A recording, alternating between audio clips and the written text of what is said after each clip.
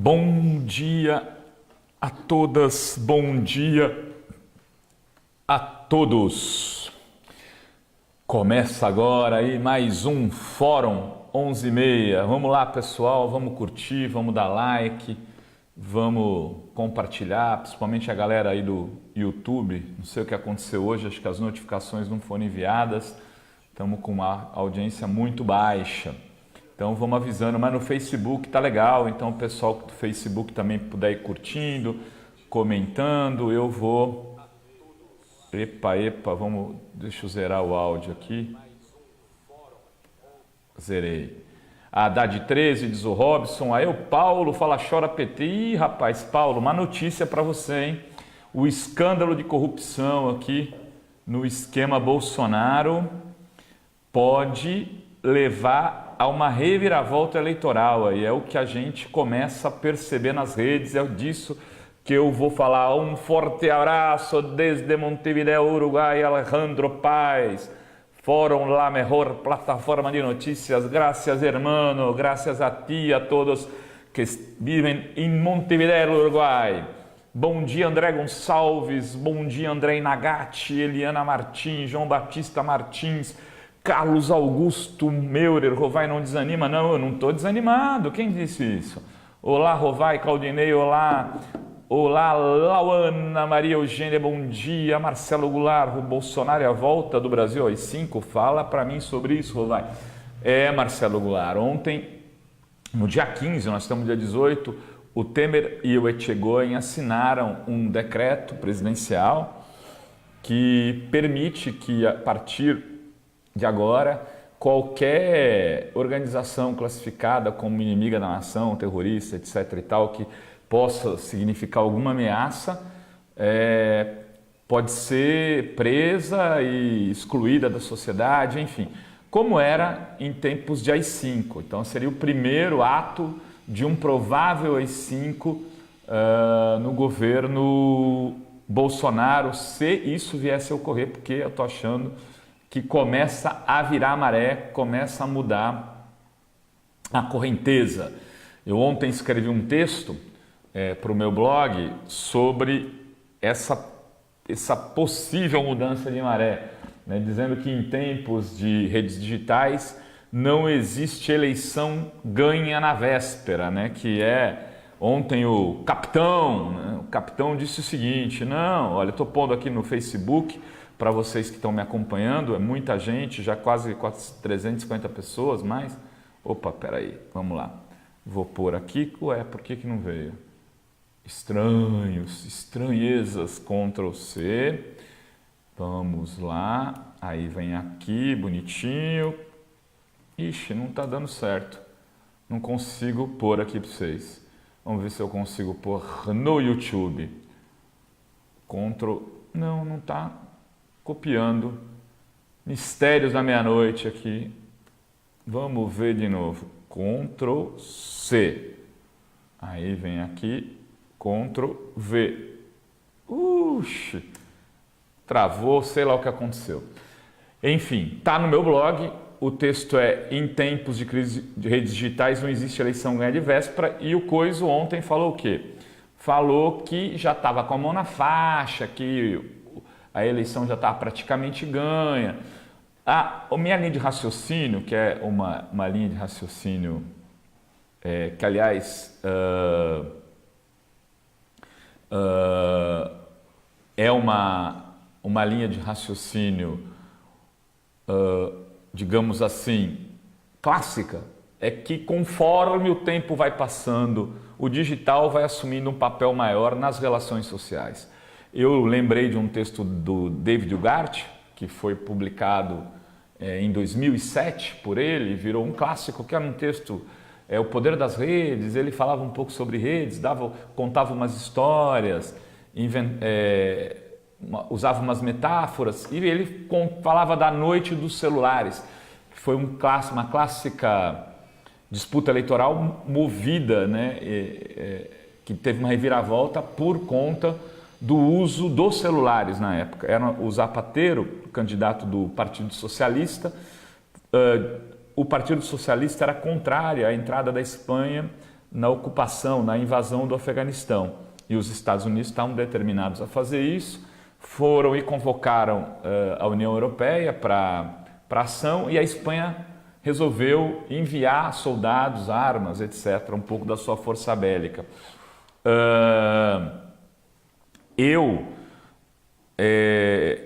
Esse texto, então, conta dessa história porque aconteceu o seguinte: dias antes da eleição, no dia 11, se eu não me engano, de março, aconteceu, 11 de março, que é o 11M, aconteceu o atentado na estação Atocha do metrô de Madrid. Aquele atentado matou muita gente e tal, e o governo do Aznar tentou endereçar a culpa ao ETA, que é uma organização dos Países Bascos que luta pela independência dos Países Bascos. Porém, quem tinha cometido o ato era a Al-Qaeda, e ela assume o ato. Mas um acordo do Aznar com os meios de comunicação impediu que aquilo se tornasse público. Houve um silêncio midiático. Esse silêncio foi quebrado por quê? Pelo envio de SMS via celular. Esses envios mudaram o cenário eleitoral e na hora que abre as urnas, o eleito é o candidato do Partido Socialista, né? do PSOE, Partido Socialista Obreiro Espanhol.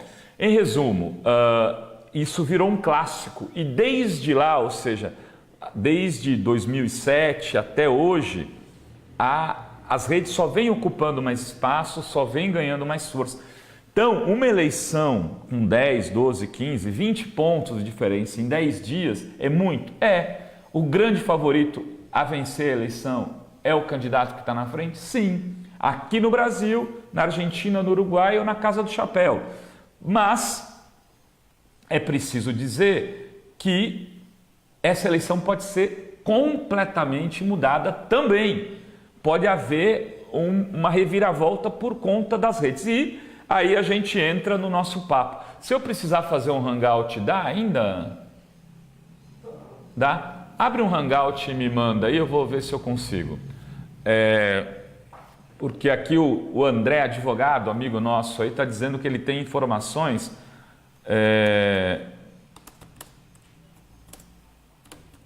Ele tem informações sobre o que rolou. Se der para fazer agora, a gente coloca ele ao vivo. O André Rotacena deve ter informações sobre o caso aí de hoje, do Caixa 2 do Bolsonaro. Eu vou passar aqui para eles. Eu tenho aqui. Se ele entrar, eu coloco. Vou avisar que se entrar, estou ao vivo. Pronto. Se ele entrar, ele conversa um pouco mais com a gente. Mas a história é a seguinte. O Bolsonaro, né? Por que o caso é gravíssimo? O Bolsonaro, e a gente já desconfiava disso, está usando empresas privadas que não podem, é proibido pela atual lei eleitoral, pessoa jurídica doar recurso. Os recursos só podem vir do fundo partidário ou de pessoa física. Mas a matéria da Folha hoje mostra, obrigado pelo superchat, Luiz Gonzaga. A matéria da Folha mostra hoje o quê? Que eles não só estão usando de doação de pessoas físicas para compra de envios de WhatsApp, como estão ferindo também a legislação eleitoral no uso do WhatsApp. Por quê? Primeiro você não poderia usar recursos das empresas, de empresas, de PJ, como o cara da Ravan lá está fazendo, que tem esses shoppings de estrada aí.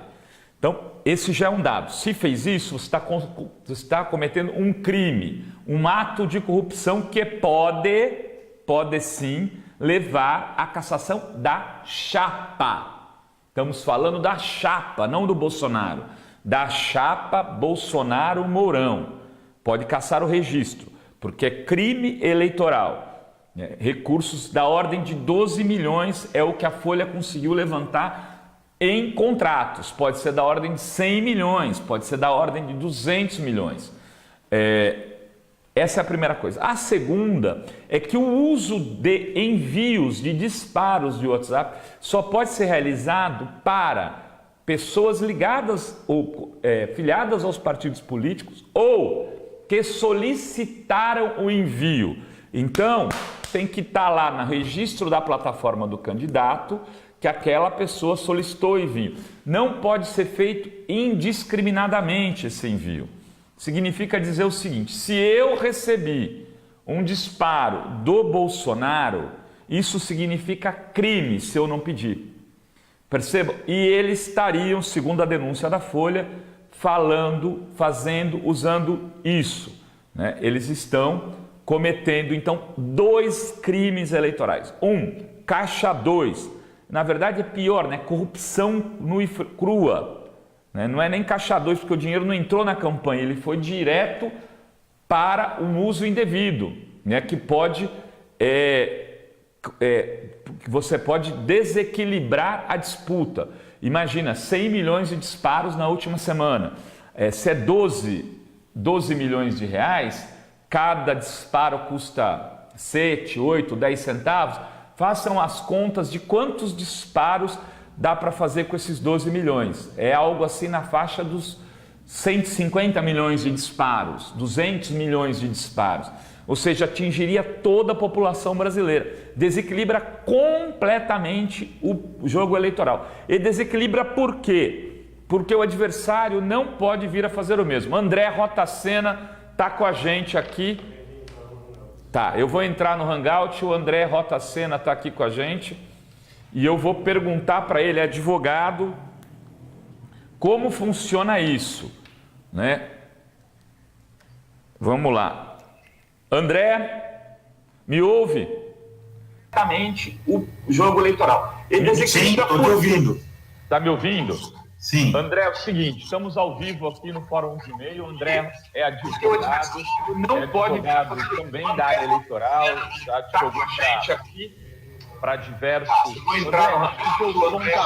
Está dando um retorno aqui para mim, não sei se... E eu vou perguntar para ele, advogado.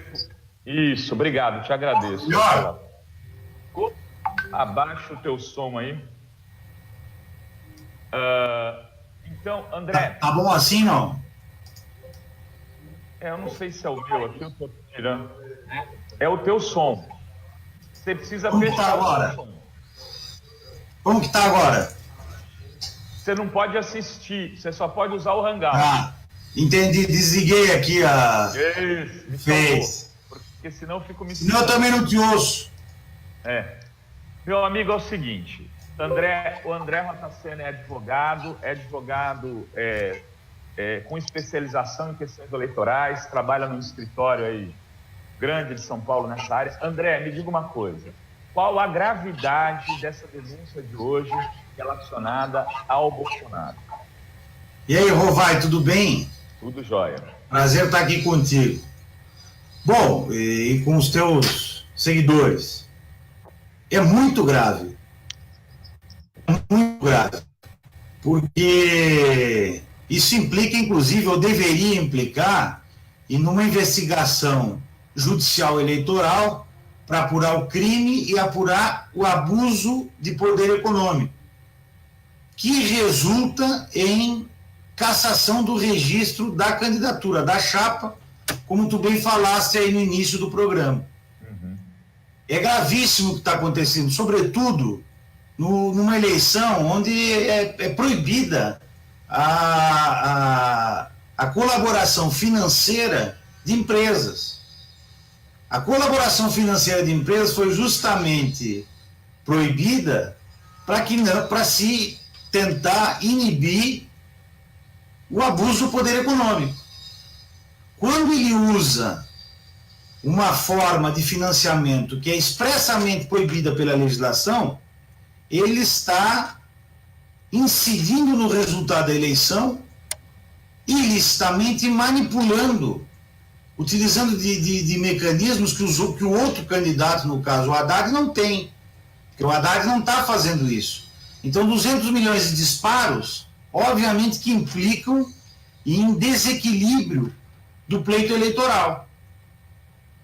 E ao implicar um desequilíbrio do pleito eleitoral de forma ilícita, ele deve a Justiça, o TSE, cassar o registro dessa candidatura. E me diga uma coisa, o fone do Rovai eliminou seu microfone, pessoal? Acho que não, né? Tá tudo ok aí, né?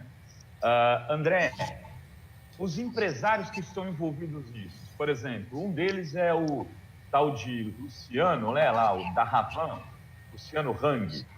Esse empresário, quer dizer, se tiver contrato, se tiver a prova disso, não deveria ser imediatamente preso? Como é que funciona isso? Cortou um pouco aqui Eu te pergunto o seguinte, André.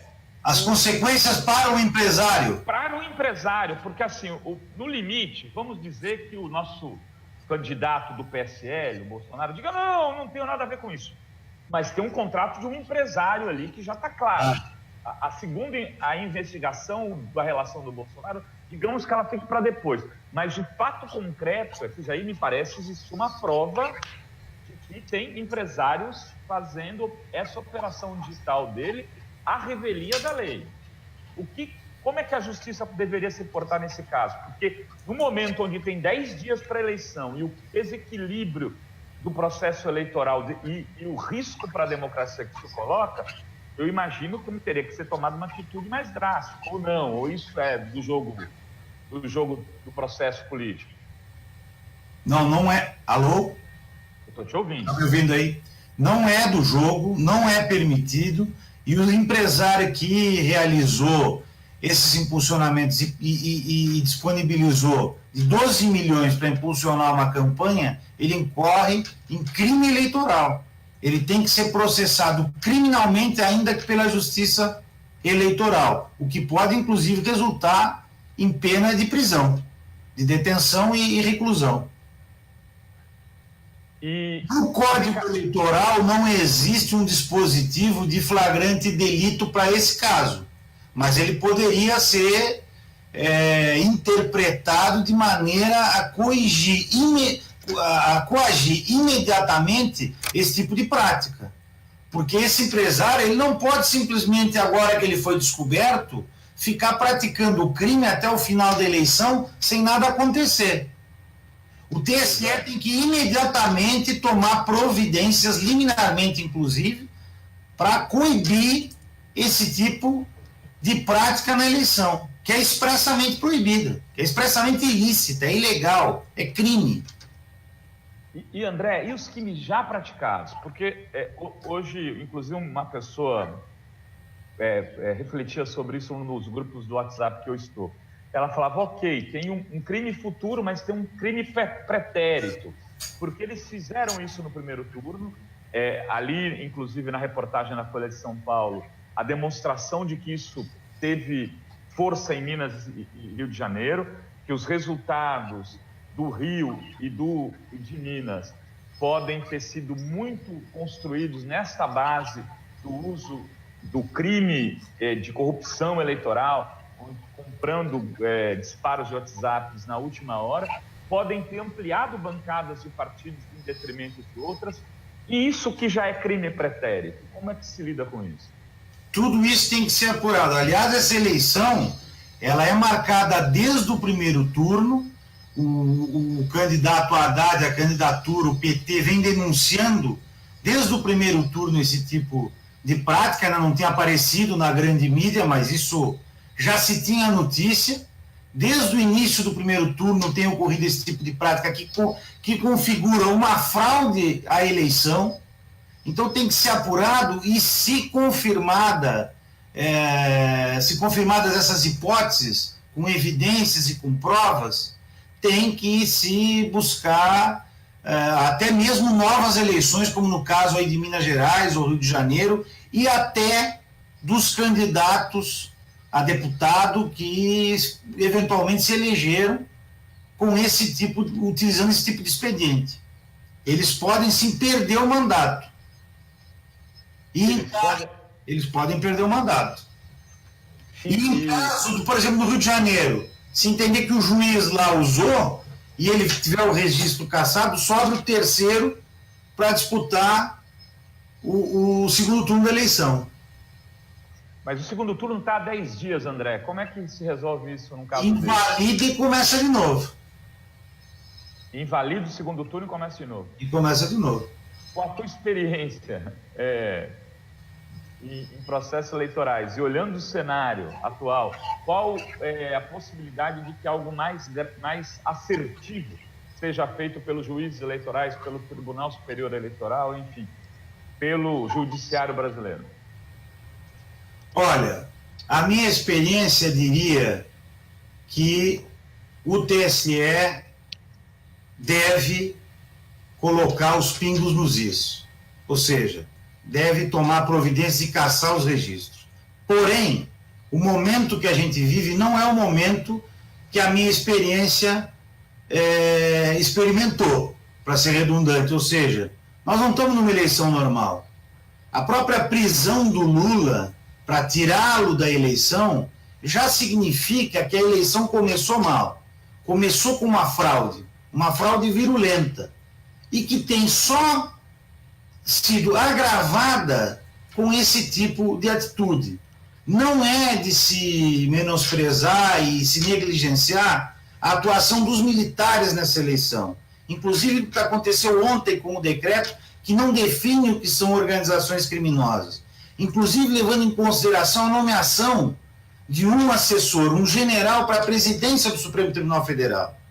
Ou seja, o que parece é que as Forças Armadas também estão pactuadas com essa fraude.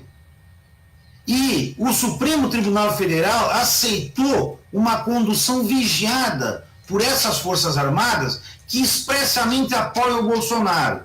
Num país civilizado como é o Uruguai, o general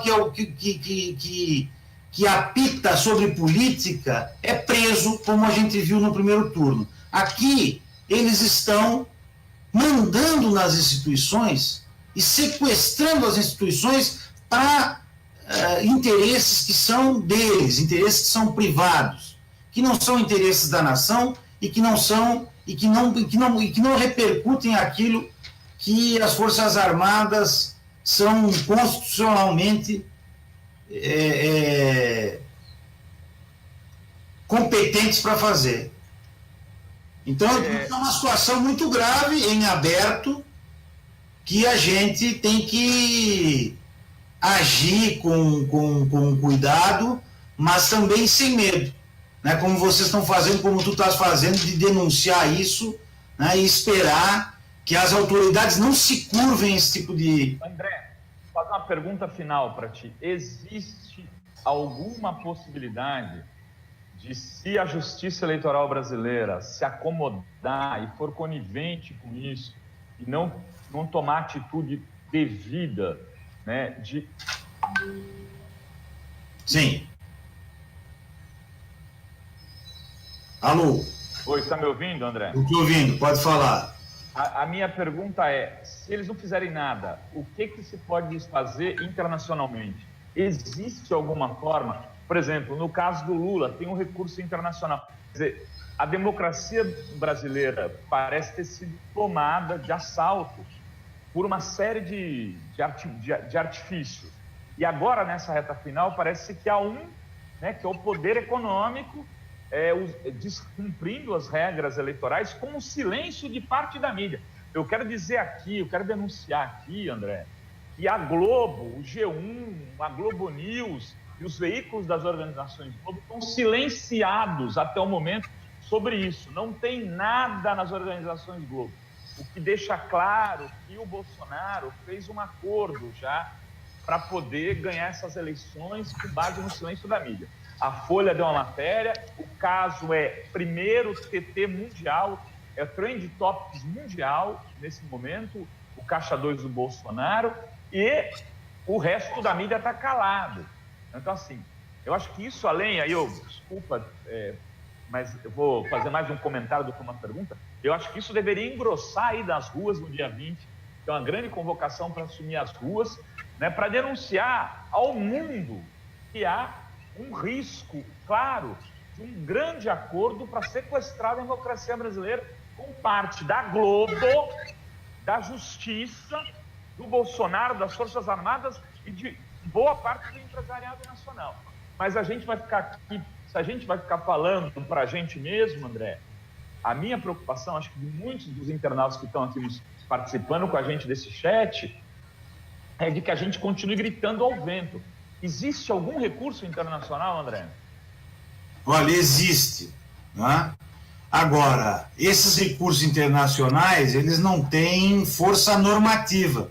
Nós vimos o que aconteceu no caso da candidatura do registro do Lula, onde existia uma decisão, ainda que não definitiva, mas uma decisão de um Conselho de Direitos Humanos da ONU, dizendo que o Lula tinha que participar da eleição, e o TSE assim não entendeu, e o Supremo Tribunal Federal ainda não se manifestou sobre esse tema, o que deveria ser feito, porque não se trata de lei de ficha limpa, se trata de direitos políticos, os direitos políticos do presidente que não foram cassados, ele não tem direitos políticos suspensos, ele deveria participar da eleição, mas infelizmente o Supremo ainda não se manifestou sobre isso.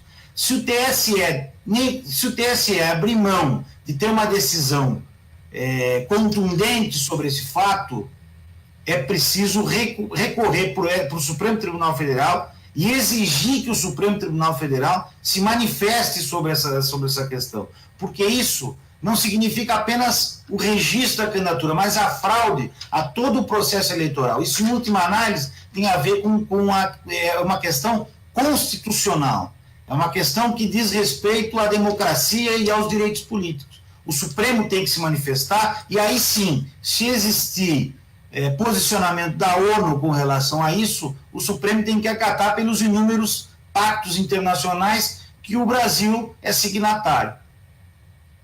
O André, tem gente aqui sugerindo que o Haddad renuncie à candidatura e denuncie ao mundo a farsa eleitoral que está acontecendo no Brasil. Do ponto de vista político, isso teria uma série de implicações, não vou aqui querer avaliá-las agora. Mas do ponto de vista jurídico, a renúncia do Haddad, a denúncia ao mundo, né, de que tem toda uma fraude eleitoral sendo realizada aqui e impedindo a democracia, poderia levar ao quê? A nomeação, a vitória por WO do Bolsonaro? O que aconteceria? Bom, também não vou entrar na avaliação política, eu sou contrário a essa movimentação pelo simples motivo de que nós temos que nos apegar à legalidade. O nosso candidato Haddad, ele está fazendo uma campanha limpa, uma campanha lícita. Ele não tem por que ser prejudicado por conta do que o outro candidato está fazendo. Agora, indo para a questão jurídica propriamente dita, o que aconteceria seria o chamamento do terceiro colocado. Se o Haddad renunciasse para criar um fato internacional e denunciar a fraude das eleições no Brasil, o que o TSE deveria fazer, pelo que está na lei, é chamar o terceiro colocado no primeiro turno, pelo que está na lei não, pelo que está na Constituição Federal, que é o caso de renúncia ou morte do candidato, chama-se o terceiro colocado na eleição, no primeiro turno, para disputar o segundo turno. E André, isso adiaria as eleições ou elas seriam realizadas no dia 10 do mesmo jeito? A princípio seriam realizadas no dia 10 do mesmo jeito. Okay. Não tem por que mudar o calendário. Muito obrigado aí pelos teus esclarecimentos, grato pela tua presença aqui no Fórum 11h30. Vou te chamar mais aí, porque eu estou achando que essa eleição ainda vai trazer muitas surpresas para a gente. André, obrigado, eu vou continuar aqui mais um pouco. Um abraço, vai, obrigado. Um abração, irmão. Um abraço, tchau, tchau. Valeu. Pessoal, bom, a gente então conversou aqui com o André Rotacena, advogado, tem, entre outras especialidades, o direito eleitoral. Eu já conheço o André de outros carnavais e já ouvi trabalhando em disputas políticas, é uma pessoa de grande experiência, então a gente ouviu aqui alguém cuja informação vocês podem confiar. Bom, o André disse então claramente o seguinte, quer dizer, isso poderia levar sim à cassação da chapa, isso poderia e deveria levar, vou sair aqui do Hangout, agora eu vou falar sem o microfone, ok? Poderia sim, deveria levar a cassação da chapa, poderia e deveria levar a prisão dos empresários envolvidos nesse conluio de corrupção e, mais do que isso, se porventura o Haddad deveria entrar com recursos internacionais e o TSE teria que cumprir a depender das decisões da ONU sobre o fato. As pessoas perguntaram sobre a renúncia, o que isso causaria, se isso viesse a acontecer, se o Haddad decidisse fazer isso e denunciar ao mundo a fraude eleitoral e todas as suas circunstâncias aqui no Brasil, aí o Ciro então assumiria a candidatura, terceiro colocado, enfim, mas eu acho que essa hipótese não está em pauta nesse momento. O que está em pauta tem uma candidatura que foi levada por 30% dos eleitores ao segundo turno e que já foi prejudicada pelo que a gente descobriu hoje, pela essa grande armação econômico de empresários safados, pilantras, como esse Luciano Hagam da Ravan, né, que é um calhorda que usa os recursos e articulou uma série de empresários belicosos junto com esses pastores, mercadores da fé, para fazer um esquema de mudança do processo eleitoral. Conseguiram fazer isso em Minas e no Rio de Janeiro com grande eficiência. Essas idas para o segundo turno do candidato do Novo e do PSC tem a ver com isso em Minas e no Rio. Houve um empastelamento das redes. Tem aí uns cards de rede, né, Henrique, que foram usados. Você falou aí que tinha separado. Eu peguei o vídeo do Haddad. Só o vídeo, aquele que você tinha me sugerido, lá do pênis. Tá? Esses cards você não pegou? Eu tenho o vídeo aqui, eu consigo... Não, tudo bem. Então, tem coisas que foram espalhadas aos montes de memes, etc e tal. Esses memes mudaram muitos votos, esses votos mudaram o processo, o resultado eleitoral no primeiro turno. Ou seja, tem um caso futuro a ser avaliado, mas tem um caso pretérito, com causas que a gente ainda não sabe a proporção. O Bolsonaro cresceu muito na última semana, nos últimos 10 dias, e quanto isso foi motivado por recursos de corrupção, recursos fora do orçamento eleitoral, usando práticas que eram proibidas pela Justiça Eleitoral, de distribuição em redes que não poderiam ser atingidas se não fossem as redes próprias do candidato. Então, é muito grave. Quantos foram os deputados eleitos por esse esquema de corrupção? Quantos foram os governadores que foram ao segundo turno por conta desse caso de corrupção? O que você tem aí, Henrique? Coloca o vídeo da mamadeira, por exemplo, para vocês terem uma ideia, e aí a gente volta para fechar. Aqui, ó, vocês que votam no PT, essa aqui é a mamadeira distribuída na creche. Olha a marca aqui, ó, tá vendo? Distribuída na creche para seu filho, ó, com a desculpa de combater a homofobia, ó. Olha o bico como é, ó. Tá vendo? O PT e a Haddad prega isso para seu filho, ó. Seu filho de 5, 6 anos de idade vai beber mamadeira na creche com isso aqui, ó. Para combater a homofobia. Tem que votar em Bolsonaro, rapaz. Bolsonaro que é para fazer o filho da gente homem e mulher. O PT e a Haddad, Lula, Dilma, só quer isso aqui para nossos filhos, ó. Isso faz parte do kit gay, ó. Invenção de Haddad, viu?